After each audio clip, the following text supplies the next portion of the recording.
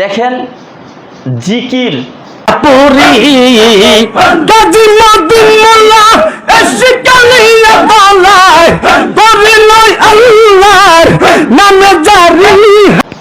আপনি জিকির করবেন, কিভাবে জিকির করবেন আল্লাহ নিজেই দেখিয়ে দিচ্ছেন।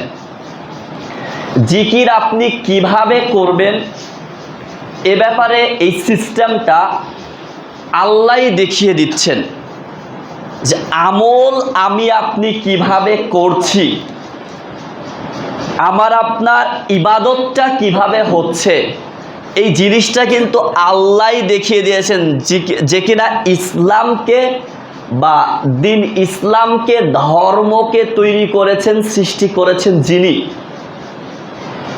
এবং যার উপরে আমাদের বিধানটাকে নাজিল করা হয়েছে বা যাকে আমাদের আদর্শ তৈরি করা হয়েছে, বানিয়ে দেওয়া হয়েছে, তিনাকে দিয়ে বা তিনি আমাদের প্রত্যেকটা ইবাদতের আমলের সিস্টেমটা শিখিয়ে দিচ্ছেন।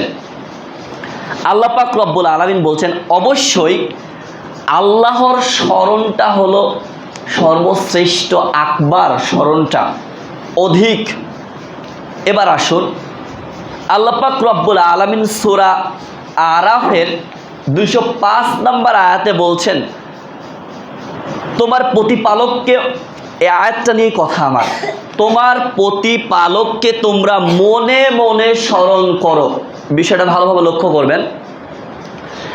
আল্লাহ সূরা আরাফের 205-এ বলছেন তোমার প্রতিপালককে তোমরা মনে মনে স্মরণ করো। দুইটা কথা, মনে মনে, লক্ষ্য রাখবেন, আরও আছে। তারপরে বলছেন সবিনয়, একেবারে নম্র ভদ্রভাবে এবং ভয় ভীতি নিয়ে স্মরণ করো। এরপরে যেই কথাটা বলছেন যে উচ্চারণটা, আওয়াজটা যেন উঁচু না হয়, নিচু আওয়াজে, মানে চুপি চুপি সারে, চুপি চুপি সারে দিনে রাতে আল্লাহকে স্মরণ করো। জিকির, এখন এটা তো আল্লাহ বললেন, যিনি আমাকে আপনাকে সৃষ্টি করেছেন, পুরো বিশ্ব জাহানকে যিনি সৃষ্টি করেছেন, ইসলামকে যিনি তৈরি করেছেন, ইসলাম ধর্ম যিনি দিয়েছেন, এই রাত দিন যিনি সৃষ্টি করেছেন, এক কথায় পৃথিবীতে যা আছে সব কিছুর স্রষ্টা যিনি, তিনি নিজেই ঘোষণা দিচ্ছেন যে স্মরণ করো, তুমি উদাসীন হয়েও না, উদাসীনদের দলভুক্ত হয়েও না, আল্লাহকে স্মরণ করো বা জিকির করো মনে মনে। মনে মনে কথা বলেছেন।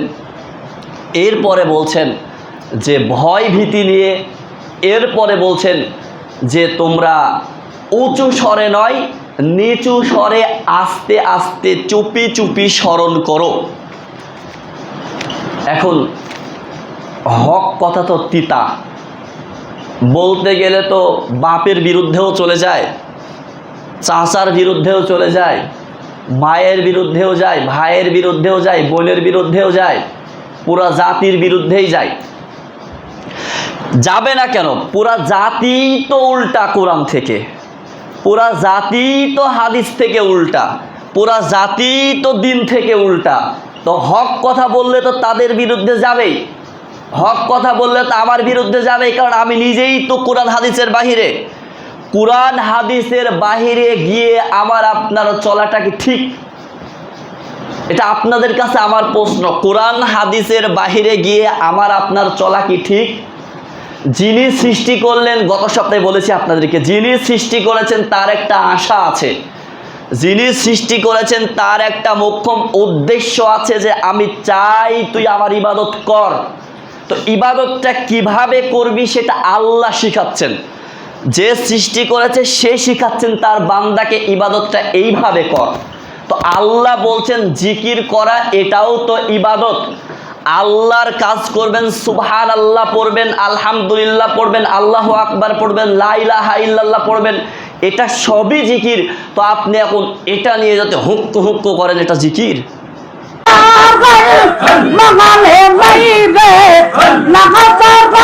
কি আছে না?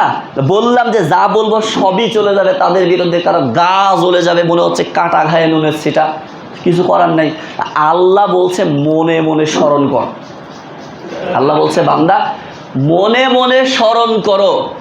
এখন জিকির করছে ইসলামের নামে।